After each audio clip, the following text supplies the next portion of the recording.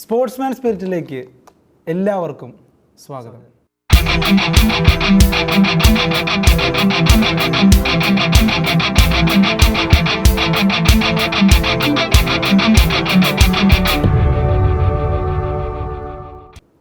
ഞങ്ങൾ ഒരുപാട് നാളായി ഈ പ്രോഗ്രാമിലൂടെ നിങ്ങളെ കാണാൻ വന്നിട്ട്. കൃത്യമായിട്ട് പറഞ്ഞു കഴിഞ്ഞാൽ 3 മാസത്തെ ഇടവേളയ്ക്ക് ശേഷം ഞങ്ങൾ വീണ്ടും എത്തിയിരിക്കുകയാണ് മക്കളെ, അല്ലേ?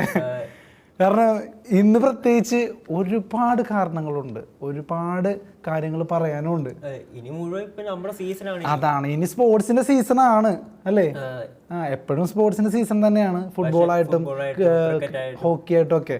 പക്ഷെ ക്രിക്കറ്റിനെ സംബന്ധിച്ചിടത്തോളം ഇനിയാണ്, അല്ലേ? ചാമ്പ്യൻസ് ട്രോഫി നടക്കുന്നു, അത് തീരുമ്പോ IPL വരുന്നു, പിന്നെ അങ്ങോട്ട് കളികളുടെ മേളമാണ്, അല്ലേ? അപ്പോൾ ഇന്ന് പ്രത്യേകിച്ച് വന്നതിന്റെ പിന്നിലുള്ള കാരണം എന്തായാലും വരണം എന്ന് വിചാരിച്ചിരിക്കുകയാണ്. ചിലപ്പോൾ ഞാനുള്ളപ്പോൾ ഇവനുണ്ടാവില്ല, ഇവനുള്ളപ്പോൾ ഞാൻ ഉണ്ടാവില്ല, പിന്നെ മൊത്തത്തിൽ ഏറെ എന്തെങ്കിലും കാര്യങ്ങളൊക്കെ ഇടയിൽ വരും. അങ്ങനെ മൊത്തത്തിൽ ഞങ്ങളിങ്ങനെ തള്ളി വെച്ചു. ഇനി ഞങ്ങൾ കൂടുതൽ തള്ളുന്നില്ല, അല്ലേ? സ്പോർട്സ്മാൻ സ്പിരിറ്റ് ഈസ് ബാക്ക്, അല്ലേ? We are back. ഇനി എന്നും അല്ലെങ്കിൽ 2 ദിവസം കൂടുമ്പോഴായാലും ഞങ്ങൾ നിങ്ങളുടെ മുമ്പിൽ വരും. സ്പോർട്സിൻ്റെ ഓരോ അപ്ഡേറ്റുകളായിട്ട്, ഞങ്ങളുടെ അനാലിസിസ് ആയിട്ട്, ഞങ്ങൾക്ക് അതിനോട് എന്താണ് പ്രതികരിക്കാനുള്ളതെന്നൊക്കെ അറിയാനും പറയാനും ഒക്കെ ഞങ്ങളിവിടെ ഉണ്ടാവും, അല്ലേ? ഞങ്ങളുടെ പഴയ പരിപാടി, ലൈവ് പരിപാടി വീണ്ടും ഞങ്ങൾ തീർച്ചയായിട്ടും. അതായത് ക്രിക്കറ്റ് നടക്കുന്ന സമയത്ത് ലൈവായിട്ട് കമൻട്രി സഹിതം, മലയാളം കമൻട്രി സഹിതം സ്കോർ കാർഡ് വരെ കാണിച്ചുകൊണ്ട് നിങ്ങൾക്ക് മുന്നിലേക്ക് ഞങ്ങൾ എത്തുന്നതായിരിക്കും ലൈവായിട്ട്. ഓക്കെ, അതൊക്കെ വരും ദിവസങ്ങളിൽ നിങ്ങൾക്ക് കാണാം, അല്ലേ? നമുക്കെപ്പോഴും ഇന്ത്യയും പാകിസ്ഥാനും കൂടി ഒരു മത്സരം വന്നു കഴിഞ്ഞാൽ അതെന്തോ ഒരു സ്പെഷ്യലാണ്, ഭയങ്കരമായിട്ട്. നമ്മൾ ശത്രുക്കളാണ് അങ്ങനെ ഒന്നും പറയുന്നില്ല, അതൊക്കെ ഓരോരോ കാര്യങ്ങൾ, അതായത് ഓരോരുത്തർ പറയുന്നതും ഓരോരുത്തർ വരുത്തി തീർക്കുന്നൊക്കെയാണ്. ശത്രുക്കൾ എന്നുള്ളതല്ല, അല്ലേ? അത് രാഷ്ട്രീയപരമായ രാജ്യം തമ്മിലുള്ള കുറെ കാര്യങ്ങൾ, അത് നമ്മൾ ബോധർ ചെയ്യുന്നില്ല. ക്രിക്കറ്റിന് അങ്ങനെ ഒന്നും ഇല്ല. ക്രിക്കറ്റ് ഒരു മതമാണെങ്കിൽ അങ്ങനെ ശത്രുക്കളല്ല, ഒപ്പോണൻസ് ആണ്. അപ്പോൾ സ്പോർട്സ് അവിടെ സ്പോർട്സ്മാൻ സ്പിരിറ്റ്, ഞങ്ങളുടെ പേര് പോലെ തന്നെ ഒരു സ്പോർട്സ്മാൻ സ്പിരിറ്റിനാണ് അതൊക്കെ കാണേണ്ടത്. അപ്പോൾ ഇന്ത്യയും പാകിസ്ഥാനും എപ്പോൾ ഏറ്റുമുട്ടിയാലും നമുക്കത് ഭയങ്കര സ്പെഷ്യലാണ്, ഭയങ്കര ആഘോഷ പ്രതീതിയാണ്, ചിലപ്പോൾ ടെൻഷനും എല്ലാം കൂടി, അല്ലേ? ബാക്കി ഏത് ടീമായിട്ട് കളിക്കുന്നേക്കാളും കൂടുതൽ ഇന്ത്യ പാകിസ്ഥാൻ ഒരു ത്രില്ലാണത്. ഹോട്ട്സ്റ്റാറിൽ 57.6 കോടി ജനങ്ങളാണ് ഹോട്ട്സ്റ്റാറിൽ തന്നെ. ഹോട്ട്സ്റ്റാറിൽ 57.6 കോടി ജനങ്ങൾ എന്ന് പറയുമ്പോൾ തന്നെ ഒന്ന് ആലോചിച്ച് നോക്കിയേ. ദുബായിലെ ആ മത്സരം എന്തായാലും ഇന്ത്യൻ ടീം, ദുബായിലെ സ്റ്റേഡിയം ഫുള്ള് നിറഞ്ഞ്, ദുബായ് ഫുൾ നിറഞ്ഞിരിക്കുകയാണ്. അത് ഇന്ത്യ കളിക്കുന്ന ആൾക്കാർ മാത്രമല്ല, ഇന്ത്യ കളിക്കാതെ ഇപ്പം ടീമിന് പുറത്തായവർ വരെ കളി കാണാൻ വന്നിരിക്കുകയാണ്. അതെ, ഒരുപാട് പേര്, ബുംറ വരെ വന്നു, ബുംറ, തിലക് വർമ്മ, ഒരുപാട് സെലിബ്രിറ്റീസ്, അഭിഷേക് ശർമ്മ. ഒരു സൂചി കുത്താൻ ഇടമില്ലായിരുന്നു എന്ന് പറഞ്ഞാൽ അതിശയോക്തി പോവോ എന്നറിയില്ല. എന്നാലും അത്രയ്ക്ക് തിരക്കായിരുന്നു. ദുബായിൽ വെച്ച് ഇന്ത്യ പാകിസ്ഥാൻ മത്സരം അരങ്ങേറി, നമ്മുടെ ഇന്ത്യ ജയിച്ചു. ഇന്ത്യൻ താരങ്ങൾ മാത്രമല്ല കേട്ടോ, നമ്മുടെ പാകിസ്ഥാനും പണ്ടത്തെ മുൻ താരം അഫ്രീദി ഓൾറൗണ്ടർ. പാകിസ്ഥാനൊക്കെ നമുക്ക് പറയുമ്പോൾ 2-3 പേരുടെ ഓർമ്മ വരും. അതിലൊന്നാണ് അഫ്രീദി, അക്തർ, അല്ലേ? വസീം അക്രം, പിന്നെ ഉമർഗുൽ എന്ന് പറഞ്ഞ ഉമർഗുൽ അറിയാം, നമ്മുടെ സച്ചിന്റെ വിക്കറ്റ് എടുത്ത, അയ്യോ വേൾഡ് കപ്പിൽ സച്ചിന്റെ വിക്കറ്റ് എടുത്ത 90 നിൽക്കുമ്പോൾ, വേൾഡ് കപ്പിലല്ലേ അത്? വേൾഡ് കപ്പിലാന്ന് തോന്നുന്നു, 2011. അതെ, കാരണം 2014 വേൾഡ് കപ്പിൽ സച്ചിന്റെ വിക്കറ്റ് എടുക്കാൻ വേണ്ടി തന്നെ ഉമർഗുലിന് ബോളിംഗ് കൊടുക്കുകയും ഫീൽഡ് സെറ്റിംഗ് ചെയ്യുകയും ചെയ്തു. എനിക്ക് തോന്നുന്നു അഫ്രീഡിയാണെന്ന് തോന്നുന്നു ആ സമയത്ത്. അപ്പോൾ അത്തരത്തിൽ നമുക്ക് ഇവരെയൊക്കെ അറിയാം. നമുക്ക് പാകിസ്ഥാനും ഇന്ത്യയും ഒക്കെ ശത്രുക്കളല്ല, നമ്മൾ ക്രിക്കറ്റ് കളിയിൽ ഒരു ഒപ്പോണൻസ് ആണ്. പക്ഷേ ഇതൊക്കെ ഭയങ്കര സ്പെഷ്യലാണ് നമുക്ക്. എപ്പോഴും ചാമ്പ്യൻസ് ട്രോഫി, വേൾഡ് കപ്പ് തുടങ്ങിയ കപ്പ് ബേസ് ചെയ്തുള്ള, അതായത് ഈ പ്രമുഖ കപ്പുകളിൽ ഇന്ത്യക്കാണ് മുൻതൂക്കം.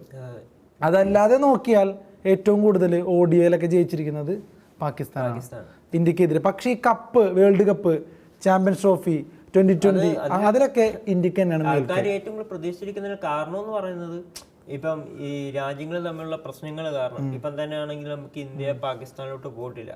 അങ്ങനെ ദുബായ് വന്നാണ് കളിക്കുന്നത്. അപ്പൊ വേറെ പരമ്പരകൾ, അങ്ങനെ സംഭവങ്ങളൊന്നും ഇന്ത്യ പാകിസ്ഥാൻ തമ്മിൽ വരുന്നില്ല. അതുകൊണ്ടാണ് ഇപ്പം ആകപ്പാടെ champion trophy, IPL, Asia cup, ഇങ്ങനെയുള്ള സംഭവങ്ങൾ മാത്രമാണ് പാകിസ്ഥാൻ ഇന്ത്യ തമ്മിൽ മാച്ച് വരുന്നത്. അതുകൊണ്ടാണ് ഇത്ര ആൾക്കാർക്ക് ഈ ഇന്ത്യ പാകിസ്ഥാൻ മാച്ച് കാണാനുള്ള ഒരു ആവേശം കൂടെ. തീർച്ചയായിട്ടും. കാരണം ഇന്ത്യ എന്തായാലും പാകിസ്ഥാനിലേക്ക് പോകുന്നില്ല എന്ന് ഔദ്യോഗികമായി തീരുമാനിച്ചതാണ്. കാരണം സുരക്ഷാ പ്രശ്നങ്ങളും മറ്റു പല രാഷ്ട്രീയ പ്രശ്നങ്ങളും പാകിസ്ഥാനുമായി ഇപ്പോഴും നിലനിൽക്കുന്നുണ്ട്. അതുകൊണ്ട് ഇന്ത്യൻ താരങ്ങൾ ഒട്ടും സുരക്ഷിതരല്ല എന്നൊരു മാനദണ്ഡം വെച്ചിട്ടാണോ അല്ലയോ എന്നറിയില്ല. എന്തായാലും ഇന്ത്യ പാകിസ്ഥാനിലേക്കില്ല. അതിപ്പോൾ ഏത് ട്രോഫി ആയാലും, വേൾഡ് കപ്പ് ആയാലും ചാമ്പ്യൻസ് ട്രോഫി ആയാലും ഒന്നും ഇന്ത്യ പാകിസ്ഥാനിൽ വന്ന് എന്തായാലും കളിക്കില്ല എന്നൊരു തീരുമാനത്തിൽ എത്തിയിട്ടുണ്ടായിരുന്നു. അതുകൊണ്ടാണ് പാകിസ്ഥാനും ഇന്ത്യക്കും ഒരുപോലെ പറ്റുന്ന ഒരിടം കണ്ടെത്തിയത് ICC, അല്ലേ? പക്ഷേ എനിക്ക് അതിനോട് വലിയ താല്പര്യമില്ല. യെസ്, കാരണം ആർക്കും താല്പര്യമില്ല. പാകിസ്ഥാൻ ഇങ്ങോട്ട് വരണം, നമ്മൾ അങ്ങോട്ട് പോകണം. അതെ, വേൾഡ് കപ്പ് നടന്നപ്പോ പാകിസ്ഥാൻ ഇന്ത്യ വന്ന് കളിച്ചു, ആർക്കും ഒരു വിഷയം ഉണ്ടായി. തീർച്ചയായിട്ടും. ബാക്കി ഇപ്പോഴാണ് പാകിസ്ഥാനിൽ വെച്ച് നടക്കുന്നു. ബാക്കി ഇന്ത്യ ഒഴിച്ച് ബാക്കി എല്ലാ രാജ്യത്തുള്ള ടീമും അവിടെ പാകിസ്ഥാനിൽ പോയി. തീർച്ചയായിട്ടും അത്രയും ടീമിന് പറ്റാത്ത ഇത് തീർച്ചയായിട്ടും ഒന്നും പറ്റില്ല. പക്ഷേ നമ്മുടെ രാഷ്ട്രീയ പ്രശ്നങ്ങൾ, സുരക്ഷാ പ്രശ്നങ്ങൾ, പല പല കാര്യങ്ങളുണ്ട്. അതൊക്കെ പെട്ടെന്ന് പരിഹരിച്ച് പഴയ പോലെ നമ്മളിവിടെ പാകിസ്ഥാനിൽ പോയിട്ടുണ്ട്, ഇന്ത്യയിലോട്ട് പാകിസ്ഥാൻ വന്നിട്ടുണ്ട്. ആ ഒരു സാഹചര്യത്തിലേക്ക് എത്തിക്കണം. രാഷ്ട്രീയ പ്രശ്നങ്ങൾ എന്ന് പറഞ്ഞാൽ നമ്മുടെ ഇപ്പം ഇന്ത്യയിലുള്ള സർക്കാർ ഇതിൽ ഇടപെടുന്നുണ്ടെന്ന് എനിക്ക് തോന്നുന്നില്ല. കാരണം അത് ഫുള്ള് നിയന്ത്രിക്കുന്നതെല്ലാം BCCI ആണ്. അല്ല, BCCIയിൽ ഇരിക്കുന്ന ആൾക്കാർ പോലും ഇപ്പോൾ ICCയിലുള്ള ജയ്ഷായാണ്. ആ ജയ്ഷാ അമിത്ഷായുടെ മകനാണ്. അപ്പോൾ ഇത്തരത്തിലുള്ള ആളുകളൊക്കെ വിചാരിച്ചാൽ ഇത് പരിഹരിക്കാൻ പറ്റും. പക്ഷേ അവരാഗ്രഹിക്കുന്ന ഒരു ഭയങ്കര വലിയ തീവ്രവാദ പ്രശ്നം പോലെയാണ് ഇതിനെ അവതരിപ്പിച്ച് ഇന്ത്യ അങ്ങോട്ട് പോകണ്ട, പാകിസ്ഥാൻ ഇങ്ങോട്ട് വരണ്ട. ഇങ്ങനെ ഒരു സാഹചര്യത്തിൽ പാകിസ്ഥാൻകാർക്ക് IPL പോലും കളിക്കാനുള്ള ഒരു സംഭവം. പക്ഷെ ആദ്യത്തെ സീസണുകളിലൊക്കെ പാകിസ്ഥാൻകാരൊക്കെ വന്ന് കളിച്ച് അതൊക്കെ വേണം, വേറെ ഒന്നും കൊണ്ടുമല്ല. ഇതൊരു ക്രിക്കറ്റ്, ഒരു സ്പോർട്സ്മാൻ സ്പിരിറ്റിൽ കാണണം. അല്ലാതെ അത് ശത്രുക്കളാണ്, അവിടെ തീവ്രവാദമാണ്, അങ്ങനെയാണ് ഇങ്ങനെയാണ് എന്നൊക്കെ പറഞ്ഞ് ഒരു അതിർവരമ്പുകൾ സൃഷ്ടിച്ച് കൂടുതൽ ഒരു കോലാഹലം ഉണ്ടാക്കരുത്. അതിന് ഏറ്റവും ഉദാത്തമായ കാര്യമാണ് ആ സൗഹൃദം പുനഃസ്ഥാപിക്കാൻ. ഏറ്റവും ഉദാത്തമായ കാര്യമാണ് സ്പോർട്സ്, പ്രത്യേകിച്ച് ക്രിക്കറ്റ്. നമുക്കതിൽ വേറെ ഒന്നുമില്ല. ഏത് സ്പോർട്സ് ആണെങ്കിലും തീർച്ചയായിട്ടും അങ്ങോട്ടും ഇങ്ങോട്ടും പോയി കളിക്കുന്നതൊക്കെയാണ്. അതെ. അപ്പോൾ ഇപ്പോൾ പാകിസ്ഥാനിലേക്ക് ഇന്ത്യ ഇല്ല, അല്ലെങ്കിൽ ഇന്ത്യയിലേക്ക് പാകിസ്ഥാനില്ല. അങ്ങനെ ഇന്ത്യയിലേക്ക് പാകിസ്ഥാനില്ല എന്ന് അങ്ങനെ പറഞ്ഞിട്ടൊന്നുമില്ല. പക്ഷേ പാകിസ്ഥാനിലേക്ക് ഇന്ത്യ ഇല്ല എന്ന് പറയുന്ന ഒരു സാഹചര്യത്തിൽ അവരും ഇങ്ങോട്ട് എന്തായാലും വരാത്തൊരു സാഹചര്യമാണ്. ഇങ്ങോട്ടും വരുന്നുള്ളൂ. വരത്തില്ല എന്നൊക്കെ അവർ പറയുന്നത് കറക്റ്റ്. അവർ വരും. പിന്നെ അതുപോലെ തന്നെ ഇന്ത്യക്കാരോട് എപ്പോഴും ഇന്ത്യക്കാരെ ഏറ്റവും കൂടുതൽ ക്രിക്കറ്റിലൊക്കെ പുകഴ്ത്തുന്നത്, ഇപ്പോൾ വിരാട് കോഹ്ലി ആണെങ്കിലൊക്കെ പുകഴ്ത്തുന്നതൊക്കെ പാകിസ്ഥാനിൽ ഷോയബ് അക്തർ, അങ്ങനെ ഒരുപാട് പേരല്ലേ. എന്തൊരു പ്രോത്സാഹനമാണെന്നറിയോ. അവരവരുടെ തന്നെ പ്ലെയേഴ്സിനെ വിമർശിച്ചുകൊണ്ടാണ് നമ്മുടെ പ്ലെയേഴ്സിനെ പൊക്കി പറയാറ്. അപ്പോൾ ഇന്ത്യ പാകിസ്ഥാൻ ഇവർക്ക് രണ്ടു പേർക്കും ഉതകുന്ന ഒരു സ്ഥലം ദുബായിലാണ് ഇവരുടെ കളി അരങ്ങേറിയത്. പാകിസ്ഥാനിലേക്ക് പോകാൻ പറ്റാത്ത കാര്യങ്ങളുള്ളതുകൊണ്ട്. പക്ഷേ സർഫറാസ് പറയുന്നത്, അതായത് പാകിസ്ഥാൻ്റെ വിക്കറ്റ് കീപ്പർ കൂടിയ സർഫറാസ് പറയുന്നത് പാകിസ്ഥാൻകാർ ഇന്ത്യ ഒന്ന് അവിടെ വരണമെന്ന് ആഗ്രഹിക്കുന്നുണ്ടെന്നുള്ളതാണ്. പാകിസ്ഥാൻകാരുടെ ഇഷ്ടം ഇന്ത്യ അവിടെ പോകണം, ഇന്ത്യ ഞങ്ങളുടെ നാട്ടിലോട്ട് വരണം, പാകിസ്ഥാനിലേക്ക് വന്ന് കളിക്കണം എന്നുള്ളതാണ് പാകിസ്ഥാൻകാരുടെ ആഗ്രഹം എന്നാണ് സർഫറാസ് പറയുന്നത്. ഇന്ത്യക്കാർക്കുണ്ട് പാകിസ്ഥാനിൽ ഇന്ത്യ അവിടെ ചെന്ന് കപ്പടിക്കുന്നതോ കളിക്കുന്നതോ, നമ്മൾ അവിടെ ചെന്ന് വലിയ വീരവാദം അതൊന്നും അല്ല പറയുന്നത്. ആ ഒരു സൗഹൃദം അല്ലെ, ആ ഒരു അതിർവരമ്പുകളൊക്കെ ഒന്ന് മാറ്റി ആ ഒരു സൗഹൃദം പുനഃസ്ഥാപിക്കാൻ ദയവ് ചെയ്ത് സ്പോർട്സ് കൗൺസിലായാലും ജയ്ഷ ആയാലും അല്ലെങ്കിൽ ആരായാലും ഒന്ന് ഇതൊക്കെ ഒന്ന് പരിഹരിക്കുക. സച്ചിൻ്റെ കാലത്തും സെവാഗിൻ്റെ കാലത്തൊക്കെ നമ്മൾ കളിച്ചിട്ടുണ്ട് അല്ലേ. അയ്യോ, അതൊക്കെ മറക്കാവോ? ലാഹോറിലൊക്കെ ഉള്ള കളികളൊക്കെ മറക്കാൻ പറ്റും നമുക്ക് അല്ലേ. ഇൻസമാമിൻ്റെ ഒക്കെ കളി, വസീം അക്രം, യൂനസ് ഖാൻ, മാലിക്. പാകിസ്ഥാനിൽ ചെന്ന് ഇന്ത്യ കപ്പടിക്കാന്നൊക്കെ പറഞ്ഞ ഇന്ത്യക്ക് തന്നെ ഭയങ്കര ഒരു പ്രൗഡല്ലേ. അതെ, പിന്നെ തീർച്ചയായിട്ടും. അപ്പൊ നമ്മള് ഒരു ടീമിന് വേണ്ടി മാത്രം ഒരു ഇത്രയൊക്കെ ചെയ്ത് വെക്കേണ്ട ഒരു ആവശ്യമില്ലെന്നാണ് എന്റെ അഭിപ്രായം. ധ്യാൻചന്ദ് ഒരു ഓട്ടക്കാരൻ, മിൽഖാ സിംഗ് പാകിസ്ഥാനിൽ പോയി ഓടിയിട്ടല്ലേ, അങ്ങനെ ഓടും സിംഗ് അങ്ങനെ എന്തോ പേരൊക്കെ കിട്ടിയത്, അങ്ങനെ എന്തോ ഒരു സംഭവം ഉണ്ട്. അപ്പോൾ ഞാൻ പറയുന്നത് പാകിസ്ഥാൻ ഇന്ത്യ നമ്മൾ അതിർവരമ്പുകളൊക്കെ മാറ്റി നല്ല രീതിയിലൊക്കെ മുന്നോട്ട് പോവുക. ഇതൊക്കെയാണ് ഞങ്ങൾക്ക് പറയാനുള്ളത്. ഞങ്ങളിപ്പോൾ ഒരു ക്രിക്കറ്റിലെ അനാലിസിസിന് വന്നതാണ്. പക്ഷേ പറഞ്ഞ് പോയിന്റ് അതിർവരമ്പുകൾ കടന്നു. ഇന്ത്യ പാകിസ്ഥാൻ സൗഹൃദം തന്നെയാണ് നമ്മൾ ആഗ്രഹിക്കുന്നത് അല്ലേ. നമ്മളിവിടെ പരിപാടി പറഞ്ഞാൽ നമ്മുടെ അഭിപ്രായങ്ങളെല്ലാം ഇങ്ങനെ തുറന്നു പറഞ്ഞു. തീർച്ചയായിട്ടും. അപ്പോൾ അടിപൊളി ക്രിക്കറ്റ് കളിയായിരുന്നു അല്ലേ. പാകിസ്ഥാൻ ഒരു ഭീകരമായ റണ്ണൊന്നും അടിച്ചില്ല, വളരെ നിസ്സാരമായ റൺ അടിച്ചുള്ളൂ പാകിസ്ഥാൻ അല്ലേ. പാകിസ്ഥാൻ മത്സരത്തെ ഞാൻ വെച്ചു എൻ്റെ ഒരു ഇത് വെച്ചിട്ട് ഇന്ത്യയുടെ പേസ് ബോളിംഗ് ഭയങ്കര മോശമായിരുന്നു. ഇന്ത്യയുടെ പേസ് ബോളിംഗ് ഭയങ്കര മോശമായിരുന്നു. ഇവൻ ഉദ്ദേശിക്കുന്നത് ഷമി മോശമായിട്ട് എറിഞ്ഞതാണ്. ഷമി എന്നല്ല ഞാൻ പറയട്ടെ. ഇപ്പം നമ്മൾ സാധാരണ ഇപ്പം ഹർഷദീപ് സിംഗ് നല്ലൊരു ബോളറാണ്. അദ്ദേഹത്തിന് പുറത്തിരുത്തി കളിപ്പിക്കാതെ ഇപ്പൊ ഷമ്മി, ഹർഷ റാണ, ഷമ്മിക്കിടെ നല്ലപോലെ അടി കിട്ടി. ആദ്യത്തെ ഓവറിൽ തന്നെ 11 റൺസ്. നല്ല 10 ഓവറിൽ തന്നെ അത്യാവശ്യം നല്ല അടി കിട്ടിയിട്ടുണ്ട്. വിക്കറ്റ് നേടിയില്ല, വിക്കറ്റ് നേടണമെന്ന് ഞാൻ പറയത്തില്ല, പക്ഷെ അത്യാവശ്യം ഡോട്ട് ബോൾ എങ്കിലും അറിയുന്നത് എല്ലാം നന്നായിട്ട് അടിക്കും. അതുപോലെ തന്നെ ഹർഷ റാണക്കാണ് അവസാനത്തെ ഒരു ഓവറിലാണ് ഒരു വിക്കറ്റ് കിട്ടിയത്. ഇന്ത്യ മെയിൻ ആയിട്ട് ഇപ്പം പിടിച്ചു നിൽക്കുന്നത് സ്പിന്നേഴ്സിലും.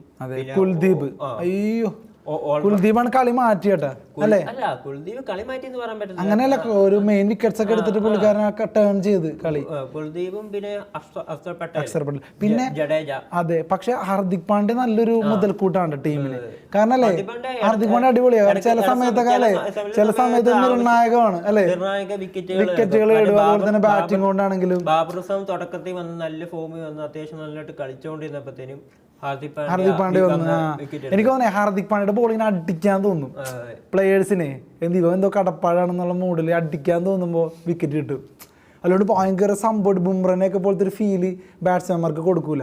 ഇത് അടിക്കാം, പഴം പോലെ അടിച്ചതാന്നൊക്കെ ഉള്ള തോന്നൽ അടിക്കാൻ നോക്കുമ്പോൾ അവിടെയാണ് ഹാർദിക് പാണ്ഡ്യയുടെ ബ്രില്യൻസ്. അവിടെ ഒരു കിടിലം ബോൾ വരും, ആ ബോള് ഒരാളെ കുഴക്കി വിക്കറ്റ് കിട്ടും നമുക്ക്. അത് എപ്പോഴും സംഭവിക്കാറുണ്ട്, അതും നിർണായകമായ വേൾഡ് കപ്പ് ഉള്ള സമയത്തൊക്കെ അല്ലേ. അത് ഭയങ്കര രസമാണ്. വിക്കറ്റ് കിട്ടുന്ന കൂടുതലും കീപ്പർമാർക്കും അങ്ങനെ, അല്ലെങ്കിൽ ക്യാച്ച് വിക്കറ്റാ കൂടുതലും കിട്ടുന്നത്, അല്ലാണ്ട് കുറ്റിയോ അങ്ങനെയൊന്നും അല്ല, എപ്പോഴും ക്യാച്ച് വിക്കറ്റാ അല്ലേ. അടിക്കാൻ ശ്രമിക്കുമ്പോൾ ഔട്ടാവണതാ മിക്കപ്പോഴും. അപ്പോൾ അങ്ങനെ ഹാർദിക് പാണ്ഡ്യ നമുക്ക് ഭയങ്കര മുതൽക്കൂട്ടാണ്. പിന്നെ ഇവരൊക്കെ പറഞ്ഞു കഴിഞ്ഞിട്ട് നമുക്ക് വരാനുണ്ട്, രാജാവിലേക്ക് വരാനുണ്ട് അല്ലേ. നമ്മുടെ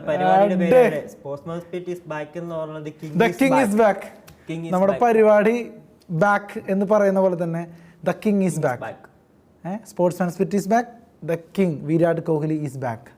രണ്ട് സംഭവിച്ചു അല്ലേ. അയ്യോ, എപ്പോഴും അത് വിരാട് കോഹ്ലി ഫോം ഔട്ടാണ്, ഇതാണ്. പണ്ട് സച്ചിൻ കേട്ടിരുന്ന പോലെ, സച്ചിൻ പിന്നെ 100 അടിക്കാതെ അതാകുമ്പോഴാണ് ഫോം ഔട്ട്. സച്ചിൻ 100 അടിച്ചില്ലെങ്കിൽ ഫോം ഔട്ട്. അങ്ങനെ കേട്ട ഒരേ ഒരാളുണ്ടാവുള്ളൂ ക്രിക്കറ്റിൽ അല്ലടാ. 100 അടിച്ചില്ലെങ്കിൽ ഫോം ഔട്ട്, 99 ഔട്ടായ ഫോം ഔട്ട്. അതെ, നമുക്ക് എങ്ങനെയാലും സച്ചിൻ സെഞ്ചുറി അടിക്കണം. ആലോചിച്ച് നോക്കണം, സച്ചിനേക്കാൾ കൂടുതൽ സെഞ്ചുറി ആയി വിരാട് കോഹ്ലിക്ക്. 51ാമത്തെ സെഞ്ചുറി അടിച്ചേക്കണേ. ഏറ്റവും കൂടുതൽ 14,000 റൺ അടിച്ചതും ഏറ്റവും വേഗത്തിൽ 14,000 റൺസ് അടിച്ചെന്നുള്ള റെക്കോർഡും വിരാട് കോഹ്ലിക്ക് കഴിഞ്ഞ മാച്ചോടുകൂടി കിട്ടുകയാണ്. ഈ രോഹിത് ശർമ്മയും വിരാട് കോഹ്ലിയൊക്കെ റെക്കോർഡുകൾ ഇങ്ങനെ മാറ്റി മറിച്ചുകൊണ്ടിരിക്കുകയാണ്. അത് സച്ചിൻ ഏതാണ്ട് 350 ഇന്നിങ്സിൽ കണ്ടാ നേടിയത്. പക്ഷെ നമുക്ക് താരതമ്യം ചെയ്യാൻ പറ്റത്തില്ല, അന്ന് സച്ചിൻ കളിച്ചുകൊണ്ടിരുന്ന ആ സമയത്തെ ഇതും അല്ല. നമുക്കിപ്പോ അങ്ങനെ അന്ന് മഗ്രാത്ത് ഉണ്ടായിരുന്നു, അന്ന് വസീം അക്രം ഉണ്ടായിരുന്നു, അന്ന് ബ്രെഡ്ലി ഉണ്ടായിരുന്നു എന്നൊക്കെ പറയുന്നത് പോലെ ഇന്നും അങ്ങനെ ബോളേഴ്സ് ഒക്കെ ഉണ്ടാ. നമ്മൾ പിന്നെ അന്നത്തെ ആ ഒരു വിന്റേജ് വസന്തം എന്നൊക്കെ പറഞ്ഞ് ഭയങ്കര പൊക്കിയടിക്കേണ്ട ആവശ്യമൊന്നുമില്ല. എന്നാലും സച്ചിൻ എന്നുള്ളത് ഒരു ദൈവം പോലെ തന്നെയായിരുന്നു. ക്രിക്കറ്റ് ഒരു മതമാണെങ്കിൽ സച്ചിൻ ദൈവമായിരുന്നു എന്നൊരു കൺസെപ്റ്റിൽ തന്നെയാണ് ഇന്ത്യയിലെ ജനങ്ങൾ സച്ചിനെ ആരാധിച്ചിരുന്നത്. ആലോചിച്ച് നോക്കണം, സച്ചിൻ്റെ കളി കാണാൻ വേണ്ടി റെയിൽവേ സ്റ്റേഷൻ വരെ സ്തംഭിപ്പിച്ചിട്ടുണ്ട്, ട്രെയിൻ വരെ ലേറ്റ് ആക്കിയിട്ടുണ്ട്, അമേരിക്കൻ പ്രസിഡന്റ് വരെ ഞെട്ടിപ്പോയ ഒരു സാഹചര്യമാണ് അതൊക്കെ. ഇന്ത്യയിലെ സമയം വരെ പിടിച്ചു നിർത്തുന്ന ഒരാളാണ്. അതാണ്, ഇന്ത്യയിലെ സമയം വരെ പിടിച്ചു നിർത്താൻ കഴിവുള്ള ഒരാളായിരുന്നു സച്ചിൻ ടെണ്ടുൽക്കർ. ആ ഒരു വികാരം എന്തായാലും ഇന്ന് ഒരു ക്രിക്കറ്ററോടും ആർക്കും ഇല്ല അല്ലേ. ഇപ്പൊ എത്ര വിരാട് കോഹ്ലിയോടോ ധോണിയോടോ ആർക്കും ഇല്ല. പക്ഷെ ധോണിയും വിരാട് കോഹ്ലിയൊക്കെ വികാരം തന്നെയാണ് അല്ലെ, ഒരു ജനതയുടെ വികാരമാണ് എന്ത് വന്നാലും. പലർക്കും പല കളിട്ടുണ്ട്. സച്ചിൻ അത്യാവശ്യം നമ്മൾ ഇന്ത്യ ഇതുവരെ പിടിച്ചു നിർത്തി. അതുപോലെ ഗാംഗുലിയാണ് നമ്മുടെ ഇന്ത്യൻ ടീം കൊണ്ടുപോകുന്നത്. തീർച്ചയായിട്ടും നമ്മൾ കപിൽ ദേവ് എന്നൊക്കെ പറയുന്ന പോലെ, കപിൽ ദേവ് എന്നുള്ളതാണ് ഇന്ത്യൻ ടീമിനെ ലോകത്തിന് ശരിക്കും പറഞ്ഞു കഴിഞ്ഞാൽ ഒന്ന് പരിചയപ്പെടുത്തി കൊടുത്തത്. ഇതാടാ ഇന്ത്യ എന്നുള്ളത് 1983 നമുക്ക് മറക്കാൻ പറ്റില്ല. പക്ഷേ ഏത് വമ്പന്മാരെയും പയ്യന്മാരടിച്ചിടും എന്ന് കാണിച്ചു കൊടുത്തത്, ഇന്ത്യയിലെ പയ്യന്മാരടിച്ചിടും എന്ന് കാണിച്ചു കൊടുത്തത് മഹേന്ദ്ര സിംഗ് ധോണി. അല്ല, പക്ഷെ അതിന്റെ മുമ്പ് ഗാംഗുലി ആണെങ്കിലും ഇന്ത്യക്കാൾ ഭയങ്കര അതെ അതെ.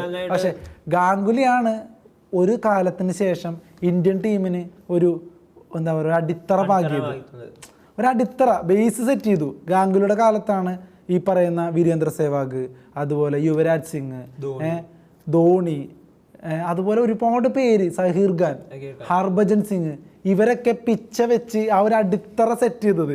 ഈ അടിത്തറ വെച്ചിട്ടാണ് പിന്നെ ധോണി കൊണ്ടുപോകുന്നത്. പക്ഷേ പയ്യന്മാരെ വെച്ചിട്ട് 2020 ആദ്യത്തെ വേൾഡ് കപ്പ് നേടിത്തന്ന ധോണിയുടെ മാസൊന്നും കുറഞ്ഞു പോകൂല. അത് ധോണി തന്നെയാണ് അല്ലേ, ധോണി നേടിത്തന്ന കപ്പാണത്. വേൾഡ് കപ്പും T20 വേൾഡ് കപ്പ് രണ്ടും 50-50 2020. അപ്പോൾ ധോണിക്കും ധോണിയുടേതായ ഒരു ഭയങ്കരമായ ഒരു ഓറയുണ്ട്. ആ ഓറൊന്നും പോവില്ല. അതെ, ആ ധോണി എന്നുള്ള വട്ടവൃക്ഷം അത് തന്നെയാണ് ഇപ്പോഴും IPL എല്ലാവരും ഉറ്റുനോക്കിക്കൊണ്ടിരിക്കുന്നത്. ധോണിയുടെ പ്ലാനിങ്ങുകളാണ് ഇപ്പോഴും. 40-41 വയസ്സുള്ള ആ മനുഷ്യന്റെ കരുനീക്കങ്ങളാണ് ഇപ്പോഴും ഓരോ ടീമും ഭയക്കുന്നത്, ഓരോ കോച്ചുമാരും ഉറ്റുനോക്കുന്നത്. ധോണിയുടെ ഡിസിഷൻ എന്തായിരിക്കും അല്ലേ? പിന്നെ ഉണ്ടല്ലോ DRS എന്നുള്ളൊരു സമ്പ്രദായം തന്നെ ധോണി റിവ്യൂ സിസ്റ്റം ആണ്. DRSന്റെ അതിന്റെ ഫുൾ ഫോം വേറെ എന്താണെന്ന് തമ്പുരാൻ അറിയാം. ചില സമയത്ത് വേണ്ടാന്ന് പറയാം, എന്തിനാ വെറുതെ റിവ്യൂ കളയണമെന്നൊക്കെ പറഞ്ഞാൽ ചിലപ്പോൾ ചില ക്യാപ്റ്റന്മാരൊക്കെ വേണ്ട റിവ്യൂ എടുക്കാന്നൊക്കെ പറഞ്ഞ് എടുത്തിട്ട് അവസാനം മൂഞ്ചുന്ന സ്ഥിതി നമ്മൾ കണ്ടിട്ടുണ്ട്. അത്രത്തോളം അഗ്രകണ്യനാണ് ധോണി. ഓരോരോ കരുനീക്കങ്ങൾ അത്ര സൂക്ഷ്മതയോടെ വെക്കുന്നതാണ്. അതാണ് ധോണി. അദ്ദേഹത്തിന്റെ കാര്യം പറഞ്ഞപ്പോഴാ ഇപ്പൊ നമ്മുടെ കൊച്ചിയിലാണെങ്കിൽ തന്നെ പുതിയ ആപ്പ് വന്നു, ധോണി ആപ്പ്. അതെ അതെ, അത് മഹേന്ദ്ര സിംഗ് ധോണിയുടെ ഒരു ആരാധകൻ ഒരു ആപ്പ് ആയിട്ട് വരികയാണ്. അതും ഒരു മലയാളി ആരാധകൻ. ധോണിയുടെ എല്ലാ അപ്ഡേറ്റ്സുകളും ഇനി അതിൽ കിട്ടുന്നതായിരിക്കും. അതായത് ഒഫീഷ്യലായിട്ട് പോകുന്നതിന് മുമ്പേ തന്നെ ആ ആപ്പിൽ കിട്ടും. മനസ്സിലാണ്? അങ്ങനെ ഒരു ധോണി ആപ്പ് കൂടി നിലവിൽ വരാൻ പോവുകയാണ്. അതൊരു മലയാളിയുടെ വക. ആ മലയാളിയുടെ പേര് എന്താണ്? പേരെന്താ? പേര് നോക്കട്ടെ, പെട്ടെന്ന് നോക്കി തരാം. എന്തായാലും ഇന്റർനെറ്റ് ഒക്കെ ഉണ്ടല്ലോ. അദ്ദേഹത്തിന്റെ ഒരു ഡ്രീം തന്നെയാന്ന് പറയാം. കാരണം സാക്ഷാ മഹേന്ദ്ര സിംഗ് ധോണി തന്നെ കൊച്ചി വന്ന് ഇത് ഉദ്ഘാടനം ചെയ്യും. അതുപോലെയാണ് നമ്മുടെ പ്രിയപ്പെട്ട സഞ്ജു സാംസണും കൂടെ വന്നിട്ട് ഈ പരിപാടി മുമ്പോട്ട് കൊണ്ടുപോയത്. സുഭാഷ് മാനുവൽ, മലയാളി സംരംഭകനായിട്ടുള്ള അഡ്വക്കേറ്റ് സുഭാഷ് മാനുവലാണ് ധോണി ഫാൻസിനായിട്ട് ധോണി ഫാൻസ് ആപ്പ് പുറത്തിറക്കിയിരിക്കുന്നത്.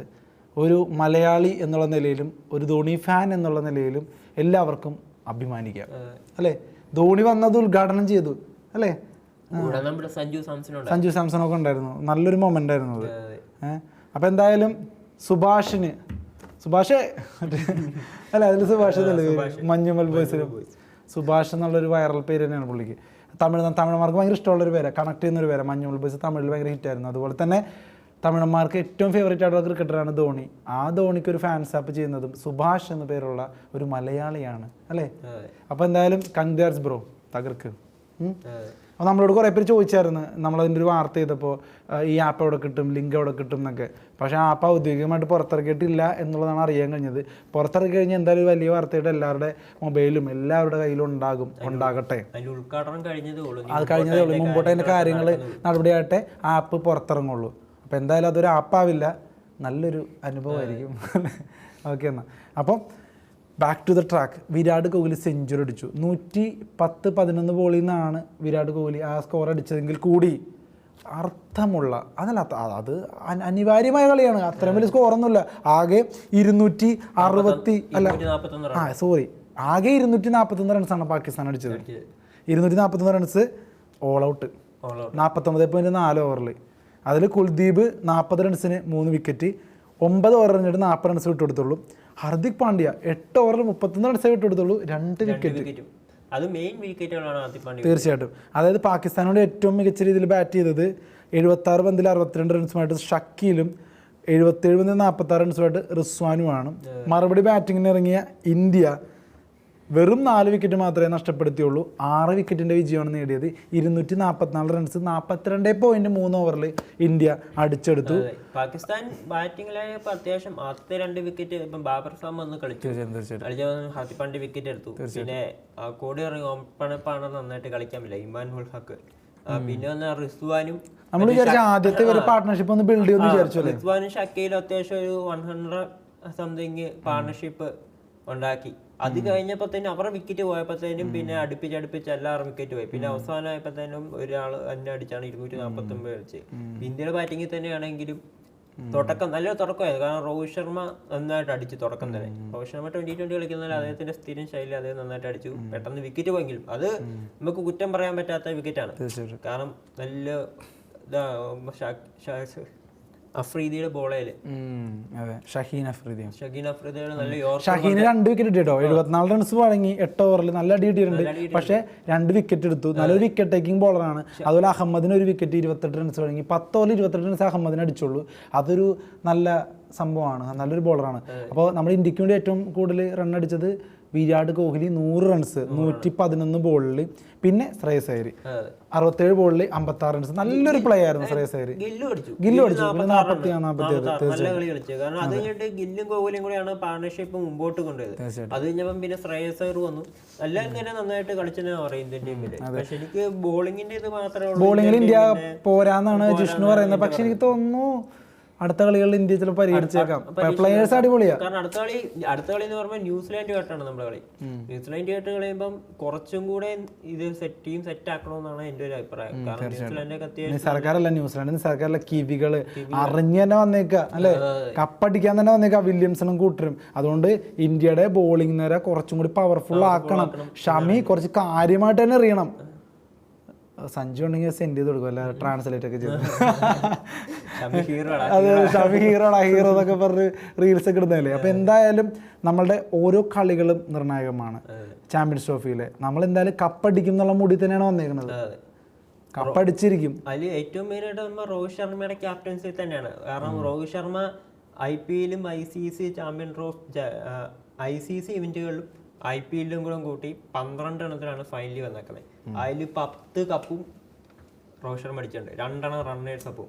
അതൊന്ന് നമ്മുടെ കഴിഞ്ഞ വേൾഡ് കപ്പ് 50 ഓവർ വേൾഡ് കപ്പിലെ റണ്ണറപ്പും വേറൊന്നും ചാമ്പ്യൻ ട്രോഫി തന്നെയാന്ന് തോന്നുന്നു. ബാക്കി 10 കപ്പ് രോഹിത് ശർമ്മ. എന്തായാലും കപ്പ് പൊക്കട്ടെ രോഹിത് ശർമ്മ. 11ാമത്തെ കപ്പും രോഹിത് ശർമ്മ നേടട്ടെ ഇന്നാണ് നമ്മളെ.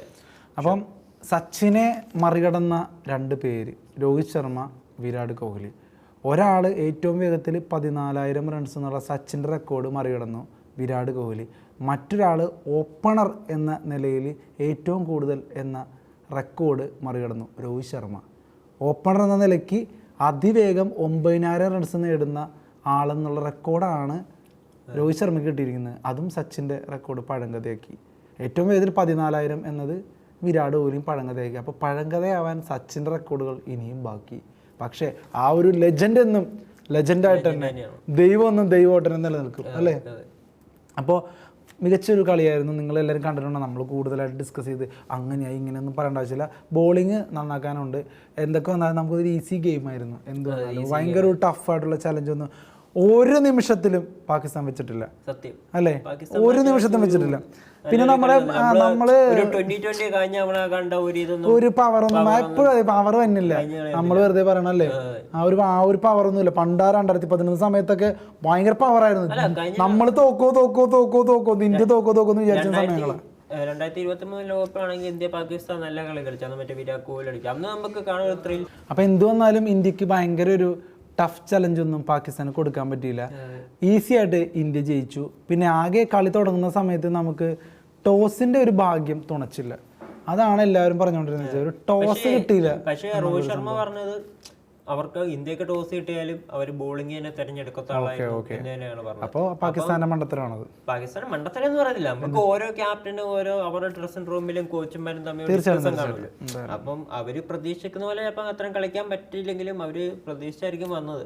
അപ്പൊ ടോസിന്റെ കാര്യം പറയുമ്പോൾ ഗ്രൗണ്ടിന്റെ മൊത്തമാണ് അവര് തീരുമാനിക്കുന്നത്. അപ്പം ഇന്ത്യ എന്നായാലും ബോളിംഗ് തിരഞ്ഞെടുക്കുമെന്നായിരുന്നു പറഞ്ഞത്. അല്ല, ഇപ്പൊ ടോസിന്റെ കാര്യം പറഞ്ഞപ്പോഴാണ് ഒരു വാർത്തയുണ്ട്. അതായത് ഏറ്റവും കൂടുതൽ തവണ ടോസ് കിട്ടാത്ത ടീം എന്നുള്ള റെക്കോർഡ് ഇതോടെ ഇന്ത്യക്ക് സ്വന്തമായിരിക്കുകയാണ്. 12 തവണയാണ് ഇന്ത്യക്ക് ടോസ് നഷ്ടമായത്. അതൊരു റെക്കോർഡായി മാറിയിരിക്കുകയാണ്. അങ്ങനെ ഒരു ഭാഗ്യക്കേട് ഇന്ത്യക്കുണ്ട്. പക്ഷേ ആ ഭാഗ്യക്കേട് ഒരിക്കലും കളിയുടെ റിസൾട്ടിനെ ബാധിക്കുന്നില്ല.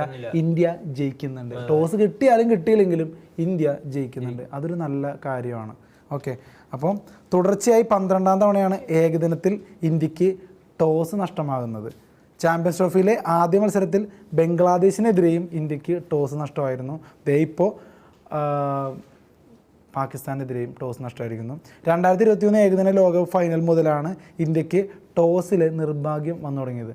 അപ്പോൾ 2023 വേൾഡ് കപ്പ് മുതൽ ആ ഫൈനൽ മുതൽ നമ്മളെ കൂടിയ ഒരു ശാപമാണത്, ആ ടോസ് കിട്ടായിക എന്നുള്ളത്. അത് ഇപ്പോഴും തുടർന്നു പോരുന്നു. ദൈവം ഇനി ഫൈനലൊക്കെ ആകുമ്പോഴായിരിക്കും അതൊക്കെ നിർണായകമെന്ന്. കാരണം ഓരോ ഫൈനൽ സമയത്തൊക്കെ ടോസ് ഒക്കെ ഭയങ്കര നിർണായകം, ഭയങ്കര നിർണായകം. നമുക്ക് അന്ന് മിസ്സായില്ലേ, വേൾഡ് കപ്പ് മിസ്സായ ആ ഒരു ഫൈനൽ ഇട്ടിട്ട് നമുക്ക് ടോസ് ഇട്ടാണല്ലോ. അത് മറ്റൊരു മാൻഡ്രേക്ക് പോലെ കൂടെ ഉണ്ട്. എന്റെ ദൈവമേ അല്ലേ, ഇനി ടോസ് കിട്ടിയെന്ന മരുഭൂമിയിൽ മഴ പെയ്ത പോലെ ആയിരിക്കും. അയ്യോ ടോസ് കിട്ടി പറഞ്ഞിട്ട് അല്ലേ. കേരളത്തിൽ ഇപ്പൊ ഓരോ ശാപങ്ങളൊക്കെ നടക്കുന്ന പോലെ ഇന്ത്യയിൽ അതെ ടോസ് ഇടാത്തൊരു ശാപം, അത് എത്രയും പെട്ടെന്ന് മാറട്ടെ. അതല്ലാതെ വേറൊരു സംഭവമൊന്നുമില്ല. പിന്നെ ഒരു റെക്കോർഡ് കിട്ടിയിട്ടുണ്ട് വിരാട് കോഹ്ലിക്ക്, വേറൊരു റെക്കോർഡ്. ഏറ്റവും കൂടുതൽ ഇന്ത്യക്കായിട്ട് ക്യാച്ച് എടുത്ത ഏകദിന ഫീൽഡർ എന്നുള്ള റെക്കോർഡ് വിരാട് കോഹ്ലിക്കാണ് കിട്ടിയിരിക്കുന്നത്. ഏകദേശം അദ്ദേഹം എടുത്ത ക്യാച്ച് 156 എന്നുള്ള ഒരു റെക്കോർഡാണ് അദ്ദേഹം ഒരു 160 ക്യാച്ചുകളുമായിട്ട് മറികടന്നത്. അങ്ങനെ തന്നെ അല്ലേ, ഇന്ത്യക്ക് അല്ലല്ല 160 ക്യാച്ചല്ലേ. ഇന്ത്യക്കായിട്ട് കോഹ്ലി 158 ക്യാച്ച് എടുത്തിട്ടുണ്ട്. 156 ക്യാച്ച് എടുത്ത ഒരു റെക്കോർഡാണ് തകർത്തത്. ആ 156 ക്യാച്ച് എടുത്തത് മുഹമ്മദ് അസറുദ്ദീനാണ്. അപ്പോൾ മുഹമ്മദ് അസറുദ്ദീൻ്റെ 156 ക്യാച്ച് എന്നുള്ള റെക്കോർഡ് മറികടന്ന് 158 ക്യാച്ചുകൾ നേടി ഏകദിനത്തിൽ ഏറ്റവും കൂടുതൽ ക്യാച്ച് എടുക്കുന്ന ഇന്ത്യൻ ക്രിക്കറ്റർ എന്ന ഒരു പേരും കൂടി, ഒരു റെക്കോർഡും കൂടി വിരാട് കോഹ്ലി സ്വന്തമാക്കിയിരിക്കുകയാണ്. 51 സെഞ്ചുറി, അത് വേറെ റെക്കോർഡ്. പിന്നെ 14 റൺസ്, അത് വേറെ റെക്കോർഡ്. കോഹ്ലി കളിച്ച റെക്കോർഡാ. പാകിസ്ഥാനിലെ മെയിൻ തുറപ്പിച്ചിട്ടാണ് സത്യം പറഞ്ഞ കോഹ്ലി. പാകിസ്ഥാനായിട്ട് മെയിൻ ആയിട്ട് കളി ജയിപ്പിക്കുന്നത് കോഹ്ലിയാണ്. വേറൊരു കാര്യമുണ്ട്, ഇപ്പൊ ഇത് പറഞ്ഞപ്പോഴാണ് പാകിസ്ഥാനെതിരെ ഏറ്റവും കൂടുതൽ കളികൾ ജയിപ്പിക്കുന്ന ഒരാളെന്നുള്ള രീതിയിലാണ് ഇപ്പോൾ കോഹ്ലി പോയിക്കൊണ്ടിരിക്കുന്നത്. ഷോയബ് അക്തർ അടക്കം പറഞ്ഞിട്ടുണ്ട് പാകിസ്ഥാന്റെ ഫാദറായിട്ട് വരും ക്രിക്കറ്റിൽ കോഹ്ലി എന്നുള്ളത്. കാരണം നിന്റെ അച്ഛനായിട്ട് വരും എന്നൊക്കെ, നിന്റെ അപ്പനായിട്ട് വരും എന്നൊക്കെ പറഞ്ഞ പോലെ. കാരണം നമ്മള് ഇന്ത്യക്കെതിരെ വരുമ്പോൾ മറ്റേ ട്രാവിസ് ഹെഡ് കളിക്കുന്ന പോലെയാണ് പാകിസ്ഥാൻ വരുമ്പോൾ കോഹ്ലി കളിക്കുന്നത്. കാരണം കോഹ്ലി എന്തോ ഭയങ്കര പേഴ്സണൽ ആയിട്ടാണ് കാണുന്നത് തോന്നുന്നത്. ഭയങ്കര ഇത് എന്താ സംഭവം എന്ന് എനിക്കറിയില്ല. ഇനി എന്തോ ഭയങ്കര ഒരു ശത്രു, എനിക്കറിയില്ല. അതൊരു ഭയങ്കര പുള്ളിക്ക് ഭയങ്കര പേഴ്സണലാണ് ആ കളി. എങ്ങനെയാണ് നമ്മൾ ജയിപ്പിക്കും? തോക്കേണ്ട കളി പോലും പുള്ളി ഒരു അത്ഭുതം കാണിച്ച് ജയിക്കുന്ന ഒരു അവസ്ഥയാണ്. അതുകൊണ്ടാണ് the father of Pakistan cricket എന്നുള്ള രീതിയിൽ ഇപ്പോൾ കോഹ്ലിനെ ട്രോളുകളും മറ്റൊക്കെ വന്നുകൊണ്ടിരിക്കുന്നുണ്ട്. ഷോയബ് അക്തർ അടക്കം കോഹ്ലി ഉണ്ടെങ്കിൽ പാകിസ്ഥാന് വിജയം ഭയങ്കര ദുഷ്കരമായിരിക്കും എന്ന് പ്രസ്താവിച്ചിട്ടുണ്ട്. So Virat Kohli the king is back with Pakistan അല്ലേ. കോഹ്ലി എത്ര നാളെ ഇങ്ങനെ മുമ്പോട്ട് കളിക്കാൻ കാണും എന്നാണ് നമുക്കറിയത്തില്ല. അങ്ങനൊന്നും പറയല്ലേ, എത്ര നാളിനി കാണുന്ന. ഇപ്പൊ 2020 വിരമിച്ചു. എന്തായാലും ഇവരുടെയൊക്കെ അവസാനത്തെ ചാമ്പ്യൻസ് ട്രോഫി ആയിരിക്കും ഇത്. രോഹിത് ശർമ്മ, വിരാട് കോഹ്ലി ഇവരുടെയൊക്കെ അവസാനത്തെ ചാമ്പ്യൻസ് ട്രോഫി ആയിരിക്കും ഇപ്പം നടന്നുകൊണ്ടിരിക്കുന്ന 2025 ചാമ്പ്യൻസ് ട്രോഫി. അതൊക്കെ നമുക്കൊരു മനോഹരമായ നിമിഷങ്ങളാക്കി എൻജോയ് ചെയ്യാം, കളികൾ കാണാം, നല്ല രീതിയിൽ അവരെ ഫെയർവെൽ ചെയ്യാം അല്ലേ. തീർച്ചയായിട്ടും ഈ ചാമ്പ്യൻസ് ട്രോഫി അടിക്കുകയാണെങ്കിൽ ചിലപ്പോൾ ഞെട്ടിക്കുന്ന വിരമിക്കലൊക്കെ നമുക്ക് കേൾക്കേണ്ടി വന്നേക്കാം. രോഹിത് ശർമ്മ കോഹ്ലിയും വിരമിക്കാൻ സാധ്യത വളരെ കൂടുതലാണ്. കാരണം തിലക് വർമ്മയും ബാക്കിയുള്ളവരൊക്കെ ഡഗ്ഔട്ടിൽ ഇരിപ്പുണ്ട്. ഇന്നലെ കളിയാണെന്നൊക്കെ വന്നിട്ടുണ്ടായിരുന്നു. അവരൊക്കെ ഇനി ഗ്രൗണ്ടിൽ കളിക്കേണ്ട ആൾക്കാരാണ്. അപ്പോൾ എന്തായാലും രോഹിത് ശർമ്മ, വിരാട് കോഹ്ലിയുടെയൊക്കെ യുഗം ഉടനെ തന്നെ ക്രിക്കറ്റിൽ നിന്ന് അല്ലേ. അത് നമുക്ക് പറയുമ്പോൾ അതൊരു ബുദ്ധിമുട്ടുണ്ട്. ഇങ്ങനത്തെ ഫോം തുടരട്ടെ. ഫോം തുടർന്നാൽ വിരമിക്കേണ്ട ആവശ്യമില്ല. ഇപ്പോൾ ക്രിസ്ത്യാനോ റൊണാൾഡോ കളിക്കുന്നുണ്ട്. ക്രിസ്ത്യാനോ റൊണാൾഡോയുടെ ഭയങ്കരമായ ഫാനാണ് വിരാട് കോഹ്ലി. ഹാർഡ് വർക്ക് എന്നുള്ള നിലയിൽ ഫുട്ബോൾ ലോകത്തെ അത്രയധികം ലെവലിലേക്ക് കൊണ്ടുപോയ ഏതൊരാളുടെയും ഒരു സ്വപ്ന നായകനായിട്ടുള്ള ക്രിസ്ത്യാനോ റൊണാൾഡോയാണ് വിരാട് കോഹ്ലിയുടെയും സ്വപ്ന നായകൻ, ഇൻസ്പിറേഷനൊക്കെ. അപ്പോൾ റൊണാൾഡോനെ കണ്ടുവേണേ പഠിക്കാം. കാരണം റൊണാൾഡോ ഇപ്പോഴും വിരമിച്ചിട്ടില്ല. ഇനി അടുത്ത വേൾഡ് കപ്പും പുള്ളി കളിക്കും എന്നുള്ള മൈൻഡിലാണ് അൽ നസർ ക്ലബിനോടെയൊക്കെ കളിച്ചുകൊണ്ടിരിക്കുന്നത്. ആ ക്ലബിൻ്റെയൊക്കെ മുഖച്ഛായ തന്നെ മാറ്റി. ഇപ്പോഴും ഏറ്റവും കൂടുതൽ ഗോൾ എന്നുള്ള റെക്കോർഡ് റൊണാൾഡോക്ക് തന്നെയാണ്. ഇപ്പോഴും അടിക്കുന്നുണ്ട് 2 ഗോളും 3 ഗോളൊക്കെ വെച്ച് അല്ലേ. പക്ഷേ ഇന്നലത്തെ കളിയില് തോറ്റുപോയി. ഓ എനിക്ക് ഇന്നലത്തെ കളി തോറ്റു, പക്ഷെ കുറെ കളി ജയിച്ചിട്ടുണ്ട്. ഞാനതാ ഉദ്ദേശിച്ചത്. അതെ അതെ, അങ്ങനെ ഒരു കളി തോറ്റു. പക്ഷെ റൊണാൾഡോന്റെ മാറ്റ് പറയുന്നില്ല എത്ര തോറ്റാലും. അത് ഏത് ക്ലബ്ബ്, ഇത് ഏത് ക്ലബ്ബ്, ഇതറിയുന്നത് തന്നെ റൊണാൾഡോ വന്നിട്ട്. ഞാൻ അറിയുന്നത് തന്നെ, എനിക്കറിവിടെ നല്ല നസർ ക്ലബ്ബ് നിനക്കറിയായിരുന്നു. പിന്നെയും ഇത്തിരി ഫേമസ് ആണ്. പിന്നെയും ഇന്റർ മിയാമി. എന്നാലും ഇതുപോലെയല്ല, മെസ്സിക്ക് പറ്റുമെന്നില്ല അങ്ങനെ അറബ് നേഷൻസിലൊക്കെ പോയിട്ട് ഇതുപോലെ കളിക്കാനൊക്കെ. അതൊക്കെ ക്രിസ്ത്യാനോക്ക് തന്നെ പറ്റുള്ളത്. പിന്നെ വാരിക്കൊരു പണം കൊടുത്തിട്ടുണ്ട് അല്ലേ. പണത്തിൻ്റെ മേൽ പണം ഇട്ടിട്ടാണ് ക്രിസ്ത്യാനോ കൊണ്ടുവന്നല്ല, ചുമ്മാ ഒരു മനസ്സലിവിൻ്റെ പുറത്തൊന്നുമല്ല. അത് വേറെ കാര്യം. എന്തായാലും അൽ നസർ ക്ലബിനെ ലോകോത്തര നിലവാരത്തിലേക്ക് എത്തിക്കുന്നതിൽ ക്രിസ്ത്യാനോ റൊണാൾഡോ വഹിക്കുന്ന പങ്ക് ചെറുതല്ല. അതുമാത്രമല്ല, ആ കൺട്രീസിലൊക്കെ കൂടുതൽ ആളുകളെ ഫുട്ബോളിലോട്ട് ആകർഷിക്കുന്നതിലും അവരെ ലോകോത്തരമാക്കുന്നതിലും ക്രിസ്ത്യാനോ റൊണാൾഡോനെ പോലത്തെ ആളുകളുടെ സാന്നിധ്യമുണ്ട്. ഇനി കേരളത്തിൽ ഇന്ത്യൻ ഫുട്ബോളിലൊക്കെ അങ്ങനെയുള്ളവർ വരട്ടെ. നമ്മളിതുപോലെ മെസ്സിനെ കൊണ്ടുവരുന്നുണ്ട് കേരള ആൾക്കാർ കുറേ നാളെ പറയുന്നുണ്ട്. വല്ല വരുമോ മെസ്സി? നമ്മുടെ മന്ത്രിമാരല്ലേ, വിശ്വസിക്കാൻ പറ്റത്തില്ല. മലപ്പുറത്ത് മെസ്സി വരും, കോഴിക്കോടോ മലപ്പുറത്ത് മെസ്സി വരും എന്ന് പറഞ്ഞിട്ട് ഭയങ്കരമായിട്ട് വാർത്തകളൊക്കെ കൊടുത്താൽ മെസ്സി വരുമല്ലോ അല്ലേ? ഞങ്ങളൊക്കെ കാത്തിരിക്കുകയാണ്. മന്ത്രിമാരൊക്കെ തരണ വാക്ക് ചാക്കും ഒക്കെ കണക്കാണ്. എന്നാലും നമുക്ക് ചില മന്ത്രിമാരിൽ വിശ്വാസമുണ്ട്. അതുകൊണ്ട് ആ പറഞ്ഞത് മന്ത്രിയാണെങ്കിൽ ആ പറഞ്ഞ മന്ത്രി ഞങ്ങൾ വിശ്വസിക്കുന്നു. മെസ്സിനെ കൊണ്ടുവരൂ അർജന്റീന കൊണ്ടുവന്ന് കളിപ്പിക്കും. കൊണ്ടുവരാൻ നോക്കും. പിള്ളേരെ പറ്റിക്കാൻ ഇത്ര വലിയ വാർത്ത.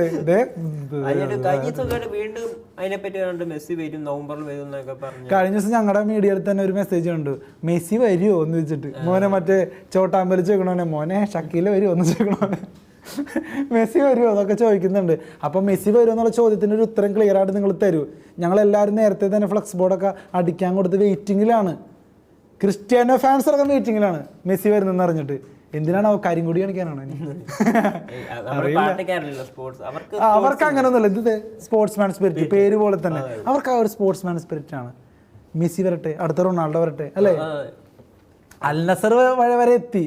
ഇനി അറബിക്കടലും താണ്ടി കേരളത്തിലോട്ട് എത്താൻ അധികം സമയമൊന്നും വേണ്ട റൊണാൾഡോയ്ക്ക്. ക്രിസ്ത്യാനോ വന്നു കഴിഞ്ഞാൽ മോനെ കേരളം പൂരപ്പറമ്പ. തൃശ്ശൂർ പൂരവും പിന്നെ വേറെ ഏതൊക്കെ പൂരങ്ങളുണ്ടോ അതിൻ്റെ എല്ലാ കൂട്ടം ജനങ്ങളും ആ സ്ഥലത്തുണ്ടാവും അല്ലേ? ആ ഈശ്വരാ അല്ലേ? ക്രിസ്ത്യാനോ വരും, പേടിക്കണ്ട, വരും. മെസ്സി ഒന്ന് വന്ന് പോട്ടെ, ഒരു ക്രിസ്ത്യാനോ വരട്ടെ. യൂട്യൂബിലൊക്കെ ഒന്നും അറിയാലോ. ഒരു മെസ്സിയുടെ ആഭരണെങ്കിലും കൊണ്ടുപോവാ, അഡ്ജസ്റ്റ് ചെയ്യാൻ നമുക്ക്.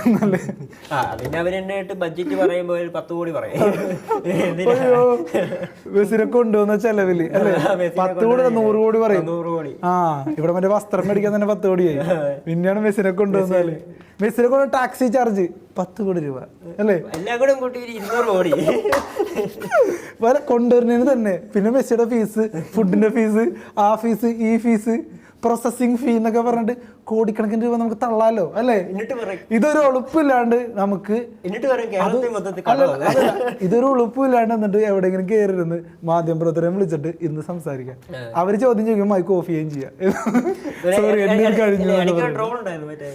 നമ്മള് സ്പോർട്സിന്റെ കാര്യമാണെങ്കിലും പൊളിറ്റിക്സ് ഇടയ്ക്ക് വന്നു എന്നാലും പറയാ. പിന്നെ മുഖ്യമന്ത്രിയുടെ ചോദ്യം ചോദിക്കുമ്പോ അദ്ദേഹം വെള്ളം കുടിച്ചിട്ട് അടുത്ത ചോദ്യം. അല്ല, എൻ്റെ അഭിപ്രായത്തിൽ ഇനിയിപ്പോൾ കോൺഗ്രസ് ആണെങ്കിലും BJP ആണെങ്കിലും ആരൊക്കെ ആണെങ്കിലും 3 വട്ടമൊക്കെ ഭരിച്ചു കഴിഞ്ഞാൽ മൂഞ്ചിക്കും, ഉറപ്പാത്. അല്ലാതെ കമ്മ്യൂണിസ്റ്റുകാർ മാത്രമല്ല, കമ്മ്യൂണിസ്റ്റ് ഭരണം മാത്രമല്ല, നിങ്ങൾ ധൈര്യം ഉണ്ടെങ്കിൽ കോൺഗ്രസിനോ മറ്റൊക്കെ ഒന്ന് 3 ഭരണം കൊടുത്തു നോക്ക്, കാണാപ്പോൾ. അങ്ങനെ ഇതുവരെ കൊടുത്തിട്ടില്ല, ഒറ്റത്തവണ കൊടുത്തിട്ടില്ല. എന്നിട്ടും ബെറ്റർ ആയതുകൊണ്ടായിരിക്കൂലേ. അല്ലാണ്ട് കിറ്റ് കൊടുത്തു എന്നൊക്കെ പറഞ്ഞ് മണ്ടന്മാരെ കിട്ടുന്നല്ല ഭരണം കൊടുത്തത്. പിന്നെ ഇപ്പം 3ാമത്തെ വട്ടമാണ് ഇലക്ഷൻ വരാൻ പോണത്. ഈ 3ാമത്തെ വട്ടം കിട്ടിയാലും അതിൻ്റെ അർത്ഥം തമ്മിൽ ഭേദം തൊമ്മൻ എന്നുള്ള നിലയിലാണ്.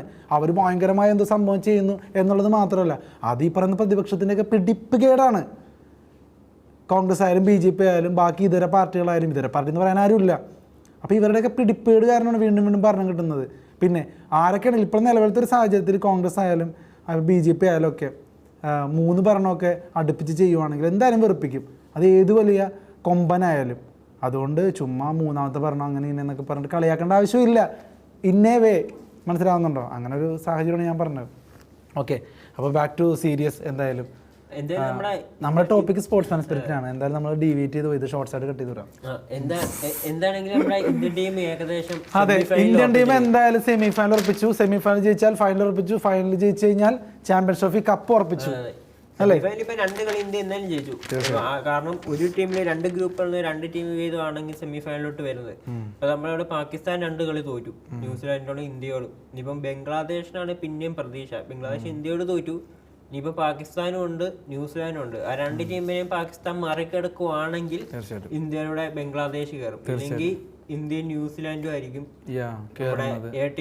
തീർച്ചയായിട്ടും. അപ്പോൾ ഞാൻ നേരത്തെ പറഞ്ഞൊരു കാര്യത്തിൽ കുറച്ചും കൂടി പറയട്ടെ. ഇപ്പോൾ ശശി തരൂരിൻ്റെ വിഷയം നടന്നുകൊണ്ടിരിക്കുന്നത് നിങ്ങളുടെ ശ്രദ്ധയിൽപ്പെട്ടിട്ടില്ലേ? ശശി തരൂർ സ്വന്തം പാർട്ടിയെ തന്നെ നേരിട്ടുകൊണ്ടിരിക്കുകയാണ്. അതെനിക്കറിയാം, എന്നാലും സ്പോർട്സിൻ്റെ പരിപാടിയാണെങ്കിലും 2 പറയണം, പൊളിറ്റിക്സൊക്കെ 2 പറയണം. അത് ശശി തരൂർ സ്വന്തം പാർട്ടിയിൽ നിന്ന് തന്നെ ഉൾപ്പോര് നേരിട്ടുകൊണ്ടിരിക്കുകയാണ്. കസേര കളി ശശി തരൂരിനെ മുഖ്യമന്ത്രിയാക്കിയാൽ എന്താ, മുഖ്യമന്ത്രി സ്ഥാനാർത്ഥിയാക്കിയാൽ എന്താ പ്രശ്നം? VD സതീശൻ സമ്മതിക്കുമോ? സുധാകരൻ സമ്മതിക്കുമോ? പോട്ടെ, വേണുഗോപാൽ സമ്മതിക്കുമോ? രമേശ് ചെന്നിത്തല സമ്മതിക്കുമോ? പക്ഷേ ശശി തരൂരിനെ നിങ്ങൾ ഫിഗറാക്കി നിർത്തിയിട്ട്, ഒരു മുഖ്യമന്ത്രി സ്ഥാനാർത്ഥി എന്നുള്ള നില നിർത്തിയിട്ട് നിങ്ങൾ ഇലക്ഷനെ നേരിട്ട് നോക്ക്, ഉറപ്പായിട്ടും കോൺഗ്രസ് ജയിക്കും. അതല്ലെങ്കിൽ നിങ്ങൾ ആരെ വെച്ചിട്ടാണ് മുഖ്യമന്ത്രി സ്ഥാനാർത്ഥിയായിട്ട് ഈ ഇലക്ഷൻ നേരിടാൻ പോണത്? ഇപ്പോൾ പിണറായി വിജയനെ ഒരുപാട് പേര് വിമർശിക്കുന്നുണ്ട്. ആ പിണറായി വിജയനെ പോലത്തെ ഒരു ഫിഗർ, ഒരു മുഖ്യമന്ത്രി ഫിഗർ ആരാണ് കോൺഗ്രസ്സിലുള്ളത്? അങ്ങനെ ഫിഗർ ഇല്ലാത്തതുകൊണ്ടായിരിക്കില്ലേ നിങ്ങൾ തോറ്റുപോയത് 2 വട്ടവും. അപ്പോൾ ശശി തരൂരിനെ വെക്കൂ കേന്ദ്രത്തിലോട്ട്, ഇങ്ങനെ തട്ടിവിടാതെ ശശി തരൂരിനെ കേരളത്തിലൊന്ന് നിർത്തി വെക്കൂ, ഉറപ്പായിട്ടും ജയിക്കും. ഇനി നിർത്തിയില്ലേ കക്ഷി ചിലപ്പോൾ പാർട്ടി മാറാൻ കൂടി സാധ്യതയുണ്ട്. മറ്റു വഴികളുണ്ടെന്ന് ശശി തരൂർ പറയുന്നൊരു സാഹചര്യത്തിലാണ് നമ്മൾ നിൽക്കണേന്ന് ആലോചിക്കണം. കോൺഗ്രസ്സും അത് ആലോചിക്കണം. അല്ലാണ്ട് രാഹുൽ ഗാന്ധിനെ കണ്ടാൽ മാത്രം തീരുന്ന പ്രശ്നമല്ലത്. നിങ്ങളുടെ കസേരകളേക്ക് ഒന്ന് നിർത്തിയിട്ട് ഇലക്ഷൻ വരാൻ പോകുന്നു, കുറച്ചും കൂടി സീരിയസ് ആയിട്ട് നിങ്ങൾ കരുക്കൾ നീക്കൂ. അതല്ലെങ്കിൽ വീണ്ടും കമ്മ്യൂണിസ്റ്റ് സർക്കാർ അധികാരത്തിൽ വരണത് നോക്കിയിരിക്കേണ്ടി വരും, വീണ്ടും പ്രതിപക്ഷത്ത് തന്നെ ഇരിക്കേണ്ടി വരും എന്നാണ് തോന്നുന്നത്. അതുകൊണ്ട് ഒരുപാട് പ്രതീക്ഷയുള്ള ജനങ്ങളെ നിരുത്സാഹപ്പെടുത്തുന്ന നടപടികൾ നിങ്ങൾ എടുക്കരുതെന്നും കൂടി ഞാൻ പറയട്ടെ. ഓക്കെ, സ്പോർട്സ് ആൻഡ് സ്പിരിറ്റിൻ്റെ അത് പറഞ്ഞപ്പോൾ ആ ഫ്ലോയിൽ അതും കൂടി പറയണം, അല്ലെങ്കിൽ അത് പൂർത്തിയാവില്ല, അതുകൊണ്ട് ഞാൻ പറഞ്ഞത്. ഓക്കെ, അപ്പോൾ സ്പോർട്സ് ആൻഡ് സ്പിരിറ്റിൻ്റെ ഈ കംബാക്ക് എപ്പിസോഡ് ഞങ്ങൾ ജസ്റ്റ് വൈൻഡപ്പ് ചെയ്യാണ്. ഞങ്ങളുടെ ലക്ഷ്യം ഞങ്ങളുടെ ഒരു വരവറിയിക്കുക എന്നുള്ളതാണ്. ഞങ്ങളത് അറിയിച്ചിട്ടുണ്ട് അല്ലേ. ഇനി ഞങ്ങൾ ഇനിയും വരുന്നതായിരിക്കും നിങ്ങളെ സുഖിപ്പിക്കാനും വെറുപ്പിക്കാനും എന്തിനാണെങ്കിലും അല്ലേ. ഇത് ജിഷ്ണു, എൻ്റെ പേര് അക്ഷയ് ദീപ്. അപ്പോൾ ശരി, ടാറ്റ.